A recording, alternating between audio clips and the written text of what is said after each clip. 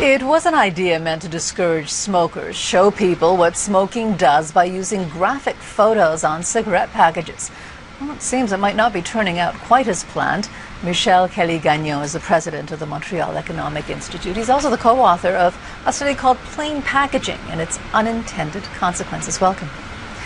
Ottawa is planning to enlarge these health warnings on cigarette packages from half the package to about 3/4 of the package. But you found that that doesn't necessarily discourage smokers.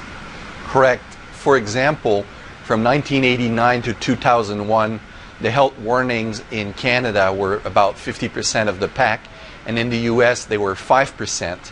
Yet the smoking rates went down at the same rate in both countries. So you see that it was not that factor that made the most difference. Now, there have been studies, though, that show that these warnings do work, but you would question the methodology of these studies? Yeah, the causal link. I mean, there was a big econometric study by Professor Padilla, and basically they had the wrong causal link. And so you think that, well, according to what you found, increasing the warning size could actually lead to more smoking? Explain how that would work. Sure. Brands have a value, and this is on that basis that companies can charge a premium for the price of the pack. Once you take away the brand, the only means of differentiation that companies have is through a price war. And if prices go down, there are at least 2 studies that show that consumption could go up. And in our study, we took the most conservative of these projections. So it's interesting then, because it seems sort of counterintuitive. Everybody's been talking about how we shouldn't be encouraging cigarette advertising and marketing, and there actually might be some value to that, as opposed to what it might do in terms of, let's say, promoting contraband cigarettes then.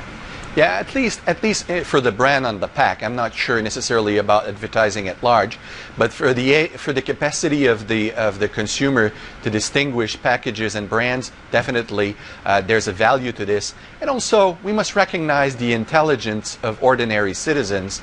I don't think that there's a single Canadian right now who is not aware of the fact that cigarette can be harmful for your health, whether it's on 50 or 75% of the pack. So then, I guess it could be argued that this particular strategy of putting all these covering up all the logos with these warnings, if the aim is then to hurt the cigarette companies, then it would be a good strategy. Absolutely. If you aim to arm legally established manufacturers of cigarettes, you will do that with this measure for sure. But if the objective is to reduce smoking rates, it's not clear that it's going to happen that way. So what would be the solution then? What do you think would be a better way to discourage smokers? I mean, clearly denormalization and prices, taxes have had an influence over time.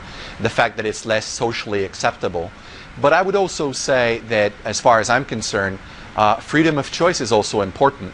What we must make sure is that people are well informed and aware of the risk. And once that's the case, I think we should leave them as free adults to make choices. Okay, thank you so much for coming in today. Thank you for having me.